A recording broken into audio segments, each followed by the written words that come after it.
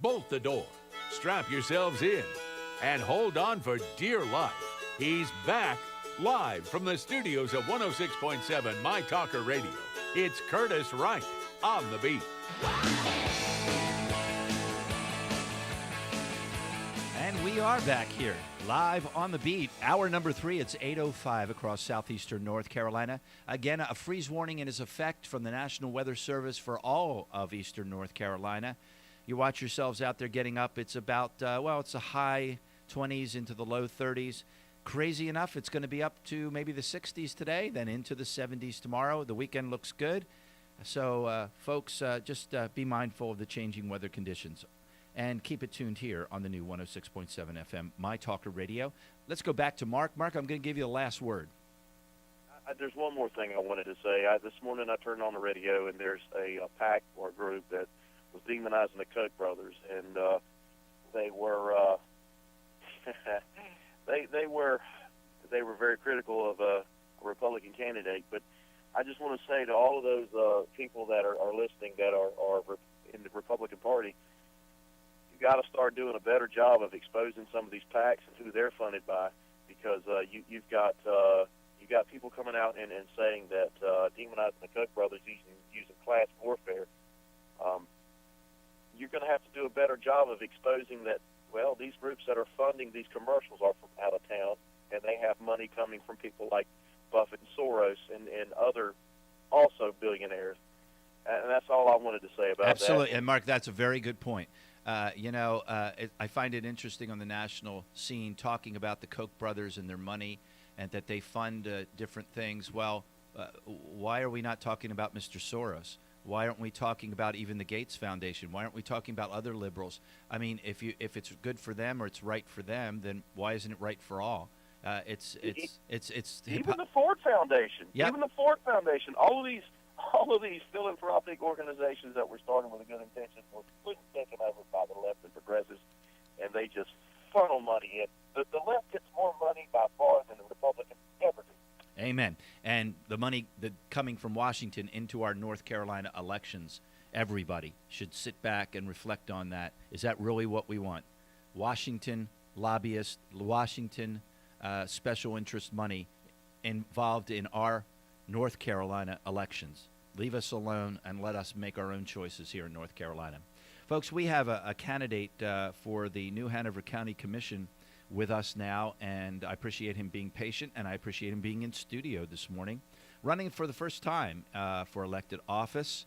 He's already served our country, and he's going to give you a little bit about his background and answer that question. What was it that made you decide to run for elected office? Candidate on the Republican side for New Hanover County Commissioner, Hank Thomas is with us. Good morning, sir. Good morning, Curtis. Thanks. And I thank you for coming in and being with us.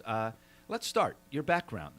You've already served this country, and thank you, by the way. Let's talk about your background and the things, your experience. And, again, then I want you to move to that. And don't go to first. Tell us about your background. Then let's answer that question. What was it that finally, flipped the switch for you and said, I'm going to run for office? Okay, well, like you said, served the country over 29 years, and retiring December 2012 at the highest enlisted rank possible, Command Sergeant Major. So you don't get to that level without having strong leadership and problem-solving skills. Mm-hmm. The ability to make the tough decision when you have to. So I bring that on my resume for New Hanover County Commissioner. Also, I have extensive work with budgets in the past.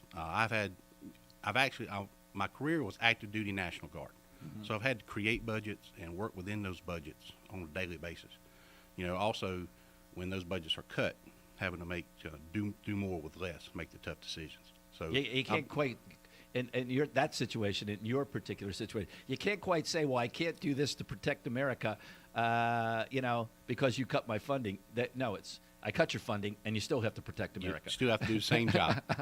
Yeah. A lot of times even have to do, a better job. And it's tough when they tell you basically you just have to do more with less. We've been cut, but you still got to get out there and not only protect the citizens of the country, but the citizens of North Carolina. 2 tours in Iraq. Yes, 2 tours in Iraq. First was in 2004 and 5, and my last was 2010 and 11.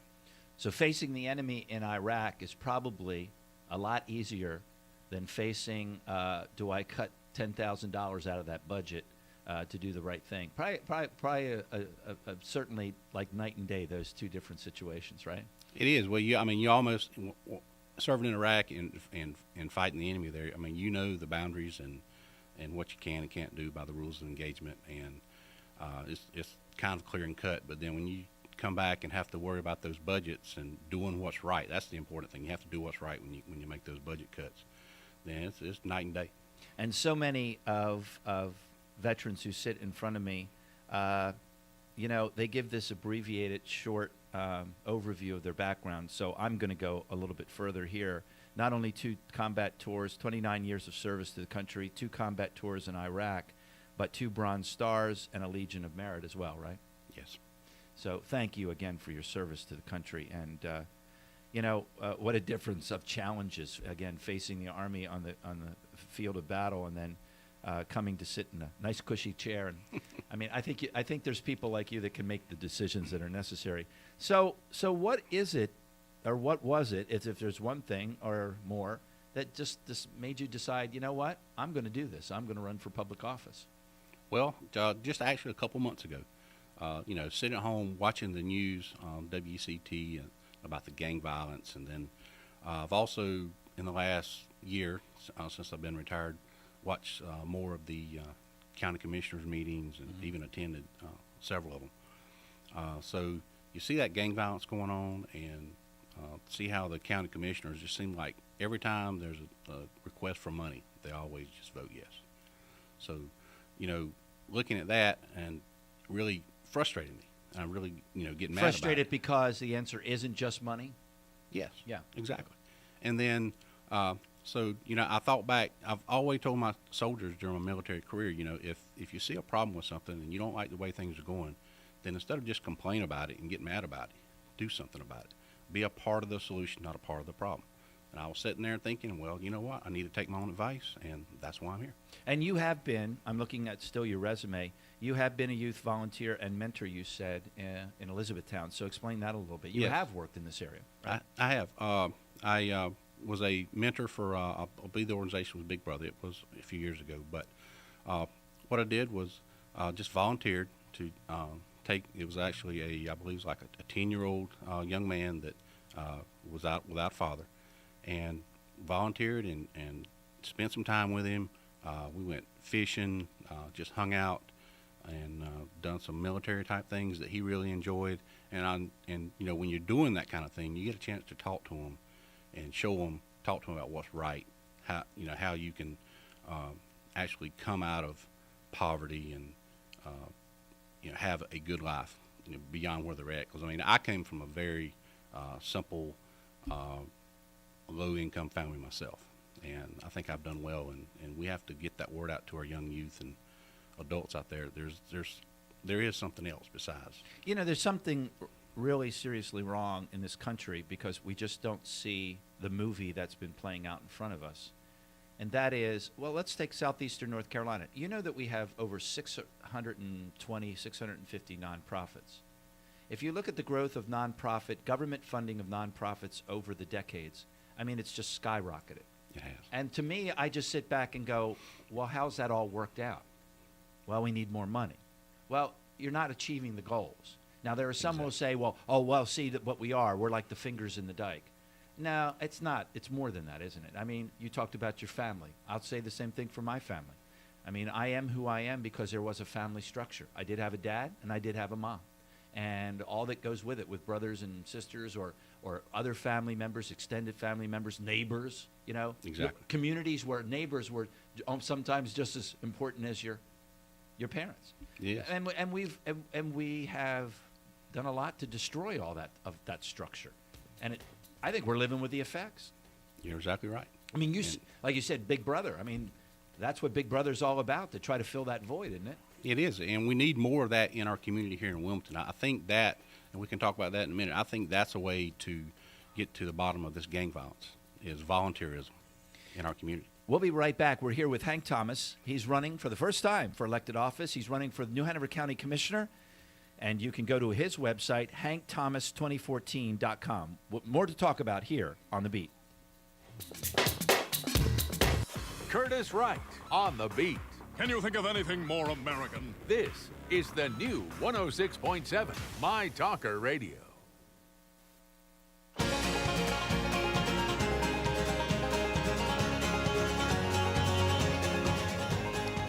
$8:20 in the morning, a chilly southeastern North Carolina morning. And in studio with us is Hank Thomas on the mic, running for New Hanover County Commissioner. So let's talk about issues. And maybe in two categories, if you would. The most important issues to you that are driving you to win this campaign, and Okay. two, the most important issues that are being brought to your attention by the people you're talking to now that you're running. Okay. Well, certainly at the top of my list and the top of the local citizens' priorities is our economic growth and development here, jobs. So the unemployment is still, hovering around 7%, and we have to do something to make a difference there. We have to create an environment for our businesses, cut out the red tape, cut out the government bureaucracy, so those guys can get back to business, hire more employees, and that's what they do when they pay lower taxes and they don't have to go through all this red tape. They have more money and they hire more employees. Two questions on that, and the way you say it so well said. Republicans now have been in charge and in control of the county commission for years. They have. And I can't get anybody to help me with the answer to this question. Well, why do we still have so much red tape that's hurting business and business development? I don't understand. Because we've been in control, and we are the people that believe to get rid of it. And two, I guess it leads me to that second question. Who should run county government? Should it be the county commissioners, or should it be the so-called professional staff? Well, the ones that should make the decisions should be the county commissioners. The county manager and his staff, the administration, they are the experts that execute it on a daily basis. But the county commissioners are the ones that should make the decision because they are elected by the citizens and the taxpayers. So plain and simple, then, those commissioners have to answer, and, every 4 years, if they're not doing their job, then they should be voted out, plain and simple. But the county manager, he should bring ideas, thoughts of how to do business, and then the county commissioners make the decision, and they should run things, plain and simple. In looking at the budgets, to whatever extent you have, or looking at the operations and the cost and the size of government here in New Hanover County, what are your thoughts on that? And if so, and if there are, negative thoughts on any parts of that, what is your ideas for making it better if it does need improvement? Well, it does, and in any business, two things you have to do. You have to have more income and lower your expenditures. So what our government's doing is New Hanover County is just getting so big, and the bigger the government, the more taxes. Mm-hmm. So we got to find a way to cut our government down. All right, and what I mean by this, and there'll be so many people say, well, you're gonna cut jobs and put people out of work. There's a way to do that, and military does a good job of it. When you shrink your government, then maybe you put on a hiring freeze. But what you do is when someone retires, moves up in another position, gets promoted, or moves on to another job, then instead of just backfilling someone in their position, then someone already in the government moves around. Maybe you go from one department to the next if you want to keep your job. But then instead of just hiring new positions along the way, then you cut out. Eventually, you have jobs you can cut. See, I don't know if we have. I heard them talk about this about a year ago, and I must say and it was in the paper, about we need a long-term financial strategy in that regard and other regards. And I'm like, well, what do you mean? You're telling me you don't have one? That we should have a long-term financial plan. And Exactly. These are the goals set by county commission, and we should be able to look inside this so-called long-term strategy and see these things Exactly. being carried out. Right? Reduce the size of our government by so much percent every year up to a certain point, based off of the expected revenues that are coming in, and just if you just keep letting government grow and grow, it's going to kill us in taxes. I seen something the other day where we had some temporary employees that worked over 1,000 hours. I believe it was last year, and because they worked over 1,000 hours, the statute is you have to make that position permanent. So yeah, my question is to the quote professional staff. Why did you let that situation happen? Exactly. Where's the management at? Now let's about 85% of the county budget is mandated by the state, and it's something someday I hope, and I'll give Jason Thompson credit for this. Someday we'll get home control and change this in North Carolina.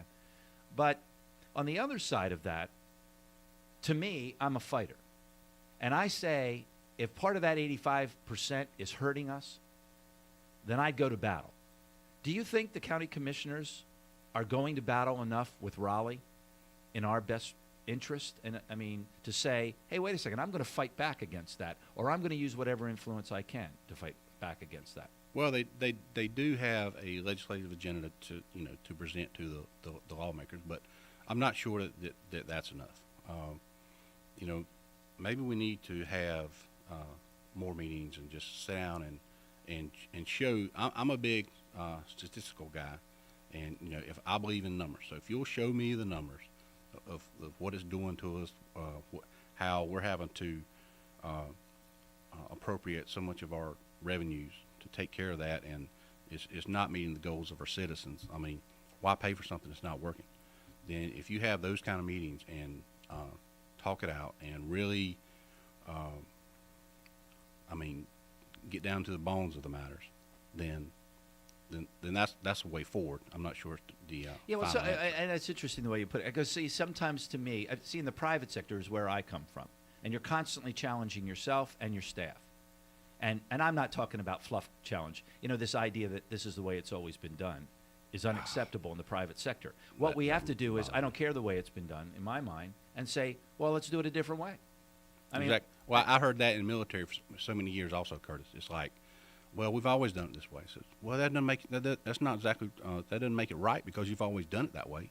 Right. If we got to cut, if we got to change the way we do business to be more efficient and effective, then that's what we have to do. Communication and involvement of the public. It's tough.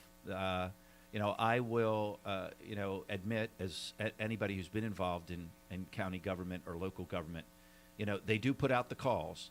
Come on and get on the boards, please. Come on out and get involved in this. And those calls a lot of times go on unanswered. I mean, they're struggling for people on boards and commissions. What could we be doing better? And I'm meaning this in a positive, not in attacking the county commissioners. What could we do better to get the people involved so they understand what we need to do as county government? Well, let me give you one example that I think, if elected, is something I would implement. If just for me, if none of the other commissioners. We have public hearings, and the citizens come to those and they voice their opinion, but they don't get to ask questions and they don't get any feedback from that. They just basically get up there and make a statement, and the commissioner say, okay, thank you. We need to have some type of town hall meetings where citizens come up and there's no restrictions as to what they can ask and talk about in regards to that issue, and the commissioners have to answer those questions and be accountable to the citizens. I mean, to me, that's the simplest way. And we have it. I don't know if you know this. We have our own TV and station and everything. And they would take that on the road, and they did that for a year or so, and I don't know whatever happened to it.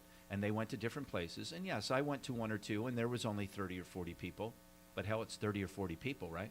Exactly. I mean, it's funny because, you do it whether people show up or not whether people show up, you do it, in my mind. Exactly. If you truly want to, then you can always say, hey, I've been doing it, right?